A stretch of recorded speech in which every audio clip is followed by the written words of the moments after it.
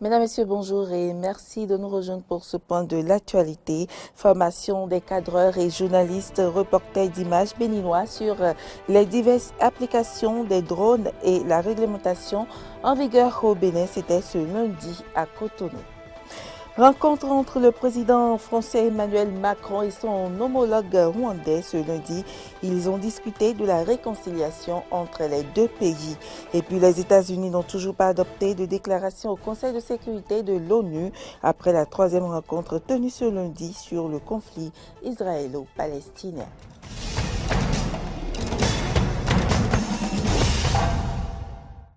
Bienvenue à toutes et à tous. L'Agence pour le développement du numérique ADN a organisé un atelier de renforcement des capacités des cadreurs et journalistes reporters d'images béninois sur les diverses applications des drones et la réglementation en vigueur au Bénin. C'était ce lundi 17 mai à Cotonou, compte rendu Cano François Mbelirinto et Fiacre Voitan.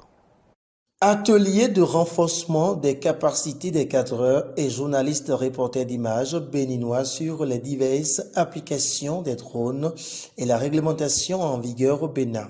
Une initiative de l'Agence pour le développement du numérique ADN qui s'est tenue toute la journée de ce 17 mai 2021. Cet atelier vise à renforcer les capacités des cadreurs et des journalistes reporters d'images en matière de prise de vue aérienne pour l'amélioration de la qualité des productions médiatiques. Il est donc d'une importance capitale selon le formateur Daniel Tossou. Les drones, c'est des engins volants sans pilote, munis de caméras et de GPS qui permettent la prise de vue aérienne. Comment l'utiliser? Il faut faire une formation. Aujourd'hui, notre rencontre avait pour but d'annoncer aux journalistes ce que c'est qu'un drone et les conditions dans lesquelles ils doivent les utiliser. Parce que beaucoup ignorent la réglementation derrière. L'ANAC Bénin, l'Agence nationale d'aviation civile, a facilité la mise en place des tests de loi qui permettent d'utiliser les drones, mais dans des conditions spécifiques. Cotonou est une zone difficile, comme les autres communes de survol. Et c'est pour ça que ce n'est pas possible de prendre le drone et de survoler à son aise un peu partout. Il y a des zones où vous devez forcément avoir des autorisations et il y a des zones qui sont totalement interdites de survol. Serge Adjovi, directeur général de l'ADN, estime que cette formation est une opportunité pour les participants de produire désormais de meilleurs contenus pour leurs organes respectifs. Donc, c'est l'opportunité pour les médias, publics, privés, de se mettre en valeur avec des contenus qui sont des contenus intéressants, qui sont des contenus beaux à voir, qui sont des contenus qui sont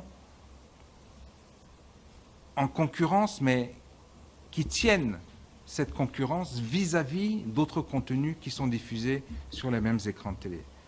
Donc c'est important de pouvoir améliorer, dans le cadre de la migration à la TNT, de pouvoir améliorer à la fois les contenus et d'améliorer, de diversifier les sujets que vous allez proposer à vos structures respectives. Je crois que le drone est un outil important, j'allais dire est un outil indispensable. Ce n'est pas forcément pour l'utiliser tous les jours, mais ça, finalement, il ressort de votre responsabilité de dire, dans ce cas-là, j'ai besoin d'un drone. Dans ce cas-là, les images, le reportage, le sujet sera mieux traité avec un drone et de dire si oui ou non, vous pouvez le faire. Le drone est un excellent outil d'acquisition, d'observation, d'analyse et de traitement des données. Sa maîtrise est impérative pour les cadreurs et journalistes reporters d'images qui se veulent une place de choix dans un monde où le numérique est en pleine ascension. Deuxième jour de composition pour l'examen blanc national du certificat d'études primaires CEP, session de mai 2021, démarré ce lundi. La composition vise essentiellement à préparer les candidats à l'examen du 7 juin prochain. Eh bien, retour sur le constat du démarrage de l'examen blanc dans le centre de Glodjibé ce lundi matin. Le centre de Glodjibé 1 dans la commune d'Abomey-Calavi accueille plus de 600 candidats à l'examen blanc national du certificat d'études primaires CEP. La composition a démarré par l'épreuve de lecture appelée compréhension de l'écrit. Dans ce centre, tout se passe bien, a confié Arnaud Deguénon, le chef centre. Nous avons environ 630 candidats dans le centre. 630 candidats qui composent régulièrement dans le centre. On n'a pas du tout d'abandon pour le moment.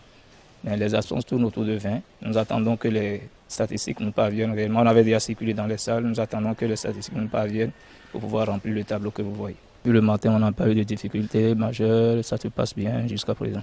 Nous pouvons retenir principalement 2 objectifs. Le premier, c'est pour jauger le niveau des enfants. Et en temps opportun, y apporter des remédiations pour que l'enfant soit plus aguerri pour le CEP. Le second, c'est permettre aux enfants de s'adapter au centre d'examen. Parce qu'ils reviendront composer dans 3 semaines pratiquement dans ce même centre. Leur permettre de s'adapter déjà au centre pour ne pas être dépaysés ce jour-là. La composition prend fin le jeudi prochain et les résultats sont attendus ce même jeudi. Des dispositions sont prises à cet effet. Il y a une équipe juste derrière moi là, qui est en train d'être mise en place pour la correction. C'est la sous-commission correction. Et elle va démarrer ses travaux juste après la première épreuve que nous sommes en train de dérouler actuellement. De l'autre côté, vous les voyez déjà à l'œuvre, nous avons le secrétariat. Donc tout se fait de façon automatique. C'est toute une chaîne qui travaille pour que les résultats soient disponibles le jeudi. Et aussi bien aux chefs d'établissement qu'aux parents, nous demanderons tout simplement de bien vouloir tenir compte des résultats que nous aurons dans cette semaine pour les examens blancs, là, de tenir compte des résultats, d'y apporter les remédiations nécessaires pour un lendemain meilleur pour nos enfants. L'examen national du CEP session de juin 2021 est prévu pour se tenir du 7 au 10 juin prochain. L'actualité hors du continent à présent, en prélude à la rencontre du président Macron avec une quinzaine de chefs d'État africains pour parler de la relance de l'économie. Le président rwandais et son homologue français se sont rencontrés ce lundi. Ils ont discuté de la réconciliation entre les 2 pays après que des rapports innocentent la France en ce qui concerne son implication dans le génocide rwandais. Paul Kagame, le président du Rwanda depuis 1994, a rencontré Emmanuel Macron en marge d'une conférence des donateurs pour le Soudan. La réconciliation est dans l'air. Elle avait été amorcée par Nicolas Sarkozy il y a déjà 11 ans, même si ce réchauffement cache beaucoup de cendres sous le tapis. Paul Kagame est reconnu comme l'artisan de la réconciliation au Rwanda après le génocide commis par les Hutus contre les Tutsis qui a fait 800 000 morts. Aux commandes d'une armée rebelle de Tutsis exilés, le dirigeant africain a pris le pouvoir en 1994, mis un terme aux tueries et a réconcilié les 2 ethnies ennemies. Mais le rôle trouble de la France durant la guerre au Rwanda avait empoisonné les relations diplomatiques entre les 2 nations. François Mitterrand avait ostensiblement parié sur le gouvernement du président Juvénal Habyarimana, abattu lors d'un attentat qui allait mettre en œuvre le génocide contre les Tutsis. Paul Kagame, après la guerre, avait diligenté la commission Mussio pour statuer sur l'implication de l'État français dans la préparation et l'exécution du génocide perpétré au Rwanda. En 2008, la commission avait accablé la France et mis en cause 13 personnalités politiques et 20 militaires français. Paul Kagame avait souhaité inculper des responsables hexagonaux. 2 rapports récents au sujet du génocide des Tutsis au Rwanda viennent d'être publiés et éteignent opportunément les braises. Celui d'un cabinet d'avocats américain, Muse, commandé par Paul Kagame. Des responsables français ont armé, conseillé, formé, équipé et protégé le régime rwandais de l'époque.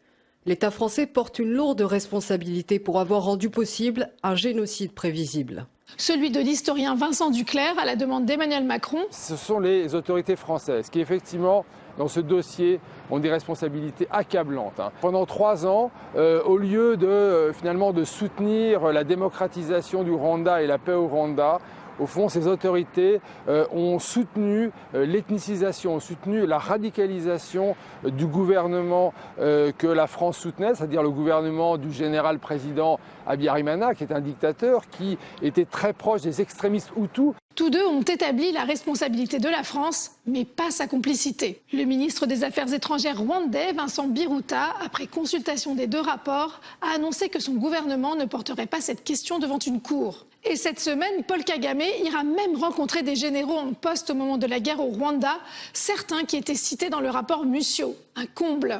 Mais le dirigeant rwandais n'est pas un chevalier blanc. Après la guerre, il a mené des représailles contre les Hutus, notamment au Zaïre, en 1996 et 1997. Le prétexte était d'éliminer des génocidaires, mais des rapports de l'ONU établissent que de nombreux civils auraient péri. Paul Kagame s'oppose en outre à une limitation du nombre de mandats présidentiels. L'ONG Human Rights Watch avait noté une répression croissante de l'opposition, la fermeture de médias critiques vis-à-vis du pouvoir et même des assassinats de journalistes et d'opposants. Même Nicolas Sarkozy, qui apprécie Paul Kagame, dira de lui « Il ne correspond peut-être pas à tous les critères démocratiques, mais je puis affirmer qu'il a une vision pour son pays et pour l'Afrique. » Alors la réconciliation offre l'absolution pour tous. Des responsables français s'en tirent à bon compte en échappant aux poursuites judiciaires et à l'opprobre du Rwanda. Paul Kagame ne sera ni inquiété pour les représailles anti-Hutus de 96 et 97, ni pour ses dérives antidémocratiques. Cela tombe à point nommé car le pays d'Afrique de l'Est est en forte croissance économique. Des prévisions la portent à 5% en 2021. Une belle leçon de réel politique.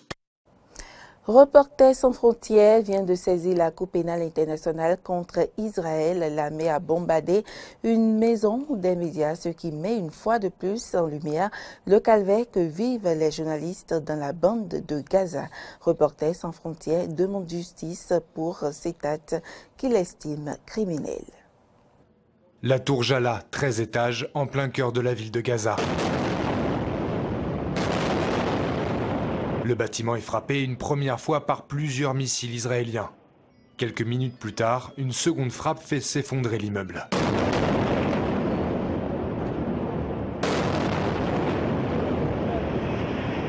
Une tour qui abritait entre autres l'équipe de la chaîne d'information qatari Al Jazeera et celle de l'agence américaine Associated Press.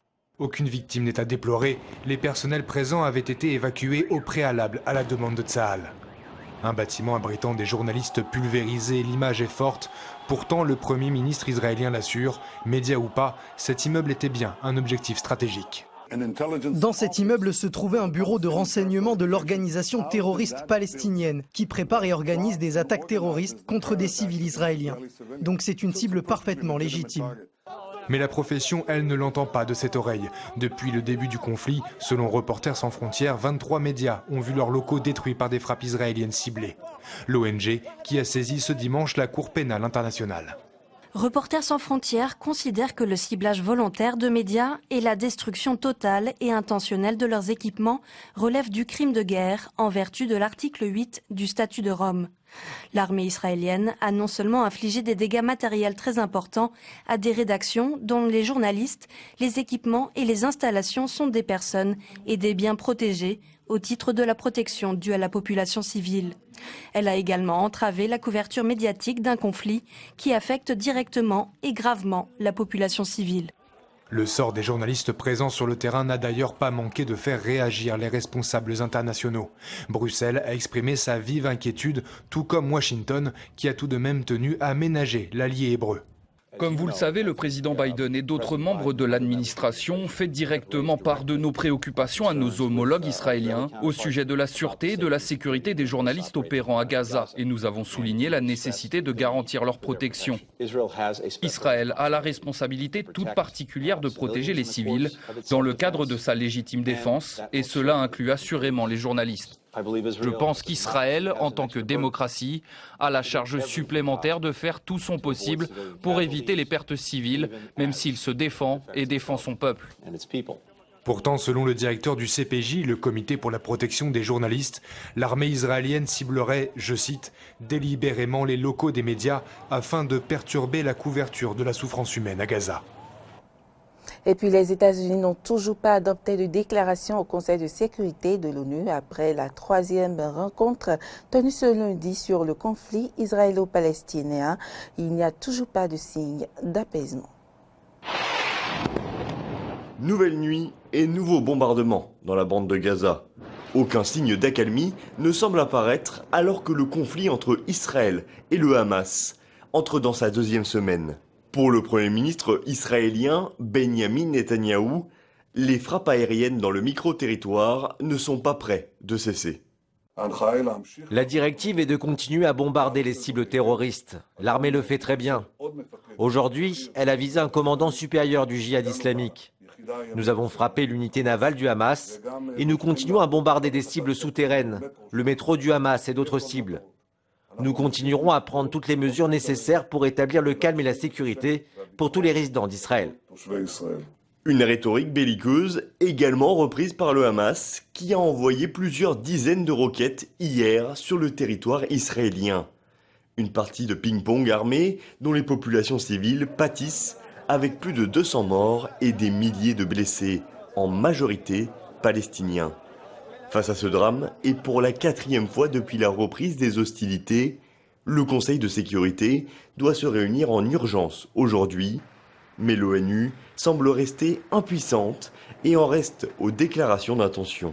Nous continuons à pousser activement toutes les parties vers une cessation immédiate des tirs entre Israéliens et Palestiniens. Notre coordinateur spécial, Thor Wensland, travaille sans relâche avec toutes les parties pour établir le calme. Une impuissance internationale symbolisée par le refus américain à l'adoption d'une déclaration du Conseil de sécurité appelant à une cessation des violences.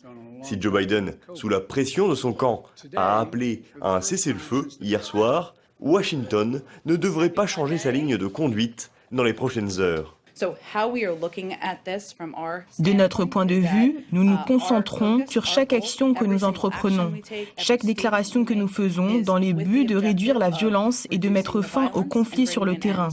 Il y a des moments dans la diplomatie où nous devons garder ces conversations discrètes. Un manque d'unité internationale symbolisé par la multiplication des initiatives lancées pour tenter de résoudre le conflit. Dernière en date, celle d'Emmanuel Macron et du président égyptien Abdel Fattah al-Sisi, reçus lundi à l'Elysée. Une véritable cacophonie diplomatique, alors que les tensions ne devraient pas redescendre sur place. Le Fatah, parti du président de l'autorité palestinienne Mahmoud Abbas, a ainsi appelé aujourd'hui à une journée de la colère et de grève générale.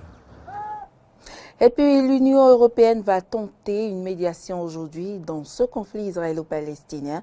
Elle réunit ses ministres des Affaires étrangères pour se pencher sur la question, mais la tâche s'annonce difficile. Une réunion extraordinaire qui risque de ne pas être de tout repos. Le conflit israélo-palestinien, un dossier brûlant qui a toujours été clivant sur la scène européenne. Mais l'escalade des violences force Bruxelles à se mettre à la table des négociations. En une semaine, l'armée israélienne a lancé des centaines de frappes aériennes. De leur côté, les militants palestiniens à Gaza ont tiré plus de 3100 roquettes sur Israël. Pour l'UE, l'impératif est donc clair.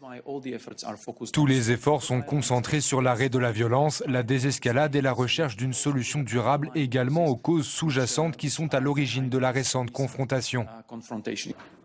Seulement, l'unanimité est de rigueur et les 27 ne s'accordent pas sur la réponse à adopter.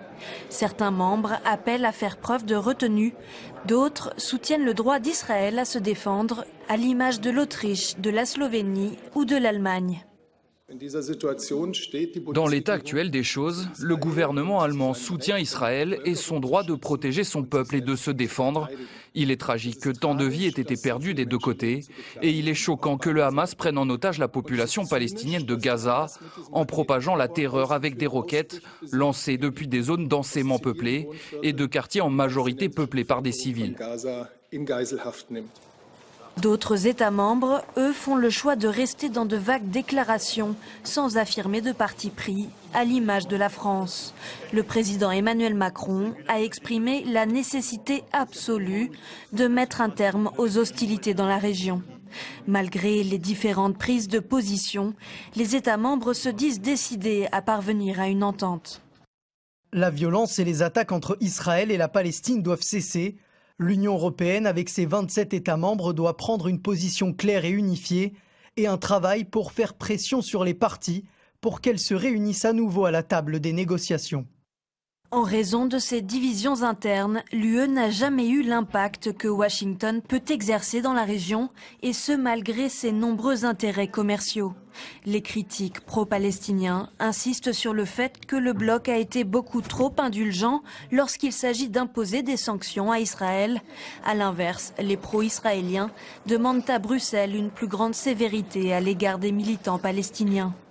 En attendant une réponse claire, les troubles dans la région agitent l'ensemble de la scène internationale. Le ministre iranien des Affaires étrangères a annulé sa visite en Autriche, où devaient se tenir des négociations sur le dossier du nucléaire.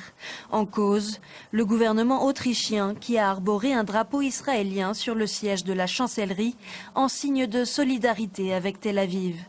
Ainsi, par effet domino, le conflit israélo-palestinien risque une nouvelle fois de rebattre les cartes des relations internationales. Et ce sera tout pour cette édition. Merci pour l'attention. À demain.